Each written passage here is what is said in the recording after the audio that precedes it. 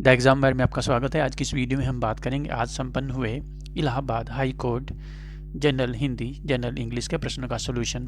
कुल 100 प्रश्नों में से 25 प्रश्न जनरल हिंदी के और 25 प्रश्न जनरल इंग्लिश के पूछे जाते हैं। इसके अलावा 25 प्रश्न मैथमेटिक्स और रीजनिंग के और 25 प्रश्न जीके या जीएस के पूछे जाते हैं। तो चलिए देखते हैं जनरल हिंदी और जनरल इंग्लिश के प्रश्नों का सॉल्यूशन।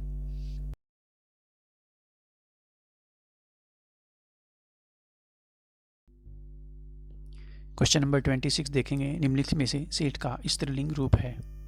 तो करेक्ट आंसर हो जाएगा सेठानी। क्वेश्चन नंबर 27 है, निम्नलिखित में से ला उपसर्ग वाले शब्द नहीं हैं। तो यहाँ पर आपका आंसर लाटरी हो जाएगा। ठीक है, बाकी सब में ला जुड़ा हुआ है। इसके बाद क्वेश्चन नंबर 28 है, मोटापा बुढ़ापा इन शब्दों में सही प्रत्यय छांटना है आपको। तो करेक्ट आंसर आपका हो जाएगा पा। ठीक है, कुछ लोगों ने इसे आपा बताया है जो बिल्कुल गलत है। ठीक है, यदि आप इसका प्रूफ देखना चाहते हैं तो Prithvinath Pandey page number 90। Question number 29 देखेंगे, निम्नलिखित में से सही वर्तनी वाला शब्द है। तो ये है नीरसता। ठीक है, ये करेक्ट है। बाकी कार्यक्रम आप जानते हैं, इसमें क्रम ऐसे लिखा जाएगा। गृहस्थ में गृहस्थ नहीं होता है, गृहस्थ होता है। ठीक है, प्राप्ति आप जानते हैं, यहाँ पे ह्रस्व ई हो जाएगा। क्वेश्चन नंबर 30 है, मेरे को अपने मामा के घर जानी है। तो इसका शुद्ध रूप जो है मुझे हो जाएगा, अपने घर मामा के घर जाना है। ठीक है, 31 देखेंगे, सूची 1 को सूची 2 के साथ सुमेलित करना है। एक तरफ संधि विच्छेद दिया, एक तरफ संधि।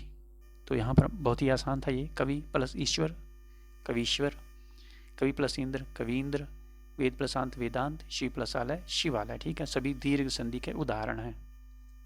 32 देखेंगे, क्वेश्चन नंबर 32 है, विग्रह का समास के साथ मिलान करना है। ऋण से युक्त मुख्य है जो मंत्री, समय के अनुसार सीता और राम। तो ऋण से युक्त, यहाँ पे इसमें आप से देखेंगे और इसी से जान जाएंगे ये तत्पुरुष है। मुख्य है जो मंत्री कर्मधारय हो जाएगा। समय के अनुसार ये अव्ययी भाव है और सीता और राम यहाँ और देखेंगे द्वंद्व समास है। 33 देखेंगे, मनाली में अनेक स्थान देखने योग्य हैं। रेखांकित वाक्यांश के लिए एक शब्द। तो दर्शनीय हो जाएगा, देखने योग्य दर्शनीय। इतिहास से संबंधित ऐतिहासिक हो जाता है, जिसका वर्णन ना हो सके अवर्णनीय। दूर की सोचने वाला दूरदर्शी। 34 देखेंगे, निम्नलिखित अलंकारों में से अर्थालंकार का भेद है। तो अर्थालंकार का भेद आपको बताना है, तो ये आपका करेक्ट आंसर उत्प्रेक्षा हो जाएगा। बाकी सभी शब्दालंकार हैं, अनुप्रास यमक श्लेष ये शब्दालंकार हैं। एक शब्दालंकार और भी होता है जिसको वक्रोक्ति भी कहा जाता है। ठीक है, मुख्य रूप से शब्दालंकार 4 होते हैं। ठीक है, यदि सब पार्ट भी लिया जाए तो 7 होते हैं। ठीक है, 35 देखेंगे, निम्नलिखित युग्मों में से क्रोध को दर्शाने वाले मुहावरों का सही समूह होगा। बहुत ही अच्छा प्रश्न पूछा गया है। एक ही प्रश्न में बहुत सारे मुहावरे पूछे गए हैं। तो इसमें पीठ दिखाना का मतलब होता है भाग जाना। इसको छोड़ करके बाकी सभी आपका क्रोध को दर्शाने वाले मुहावरे हैं। ठीक है, 36 देखेंगे, क्वेश्चन नंबर 36, होनहार बिरवान के होत चीकने पात लोकोक्ति हेतु उचित अर्थ क्या है। तो होनहार के लक्षण प्रारंभ से ही प्रकट होने लगते हैं। आपका ये करेक्ट आंसर हो जाएगा। ठीक है, बाकी तीनों गलत हैं। 37 देखेंगे, विलोम शब्द अस्त का उदय होता है, बिल्कुल सही है। अरुचि का रुचि हो जाता है। अथ का इति होता है, व्यर्थ नहीं होता है। ठीक है, आविर्भाव का तिरोभाव करेक्ट है, अनुरक्ति का विरक्ति हो जाता है। ठीक है, तो अथ का इति होता है, इति का अथ होता है, याद रखिएगा, आगे पूछा जा सकता है। 38 देखते हैं। 38 यहाँ पे एक पैराग्राफ दे रखा है, 38 to 42 बहुत ही आसान पैराग्राफ दिया गया था। तो चलिए इसके जल्दी से आंसर देख लेते हैं। निम्नलिखित में से मनुष्य का जन्म सिद्ध अधिकार क्या है। तो स्वाधीनता होता है, स्वाधीनता मेरा जन्म सिद्ध अधिकार है। आपने स्लोगन देखा होगा, पढ़ा होगा। 39 है, सोने के पिंजरे की सलाखों से तोता स्वतंत्र होकर पिंजरे से बाहर जाने के लिए। फर्स्ट करेक्ट हो जाएगा इसमें। पराधीनता का भाव कौन कौन सी शक्तियों का अपहरण कर लेता है। तो सोचने और समझने की शक्तियों का अपहरण हो जाता है। 41 है, प्राणी की प्रवृत्तियां तब कुंठित हो जाती जब वह पराधीन हो जाता है। ठीक है, इसलिए कहा भी जाता है पराधीन सपने सुख नहीं।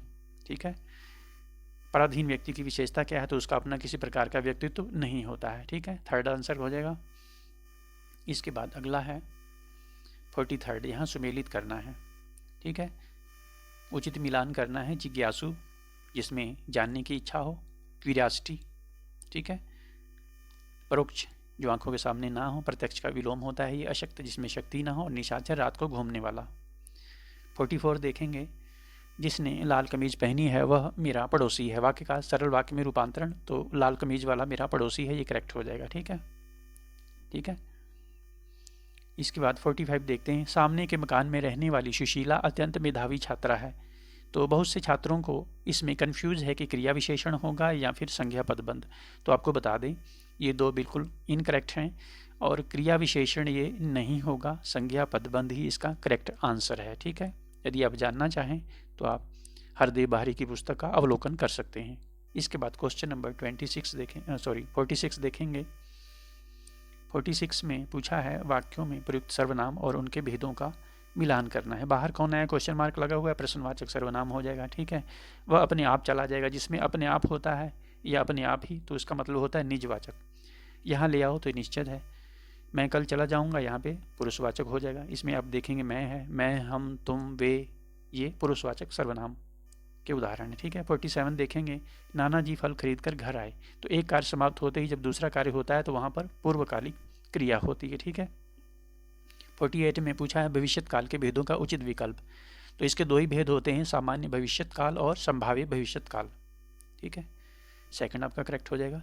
इसके बाद निम्नलिखित वाक्य में रेखांकित विशेषण का भेद बताना है। थोड़ा दूध हमारे लिए भी लेते आना। तो चूंकि यहाँ पे अनिश्चित है, कितनी मात्रा क्लियर नहीं है, तो अनिश्चित परिणामवाचक विशेषण हो जाएगा।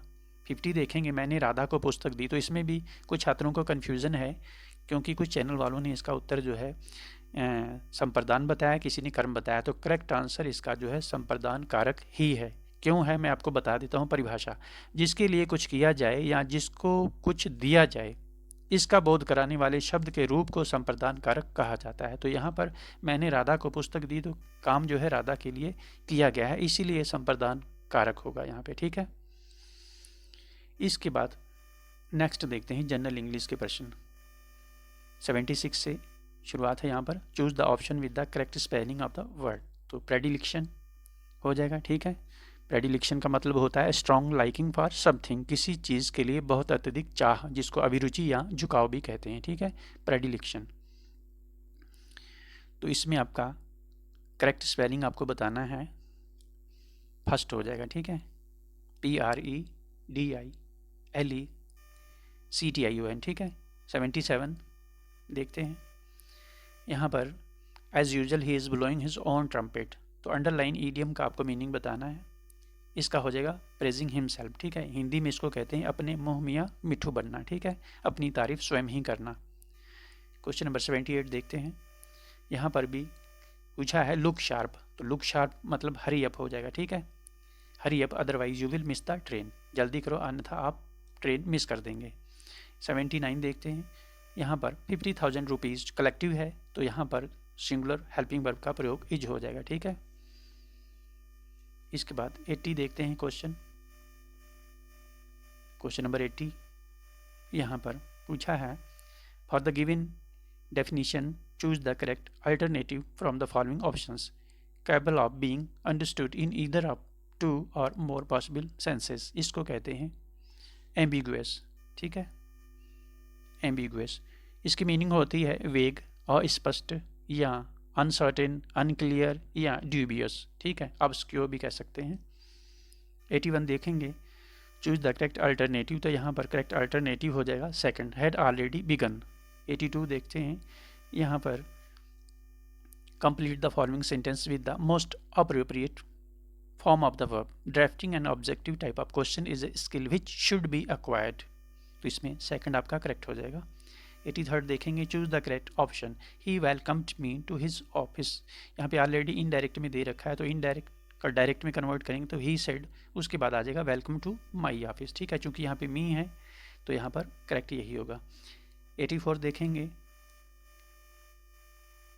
यहाँ पर 84 to 88 पैराग्राफ दे रखा है, इससे संबंधित प्रश्न है तो इसको स्किप करेंगे। ठीक है, इसके बाद सीधे ग्रामर वाले सेक्शन को ही देखेंगे।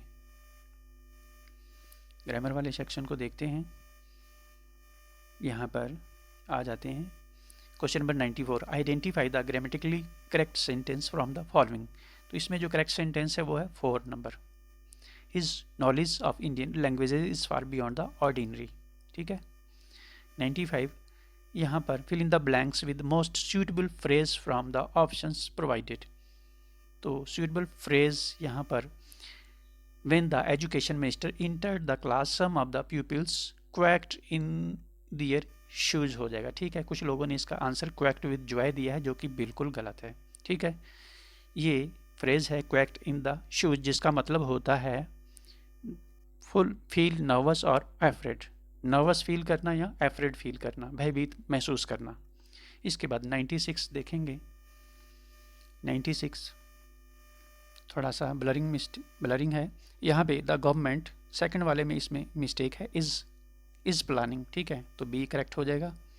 97 यहाँ पर दे वर स्विफ्टर देन ईगल्स। ठीक है, तो यहाँ पर ऑलरेडी कंपैरेटिव डिग्री है, इसमें कंपैरेटिव डिग्री नहीं है, स्ट्रॉन्गर हो जाएगा। ठीक है, तो मिस्टेक सी वाले सेक्शन में हो जाएगी। ठीक है, बहुत ही इजी सेंटेंस था। 98 देखेंगे। Choose the option that is a synonym for the given word. Indolence, इसका मतलब होता है लेजीनेस, सुस्त, आलसी, तो स्लोथ हो जाएगा, इसका मतलब भी सेम होता है। 99 देखेंगे।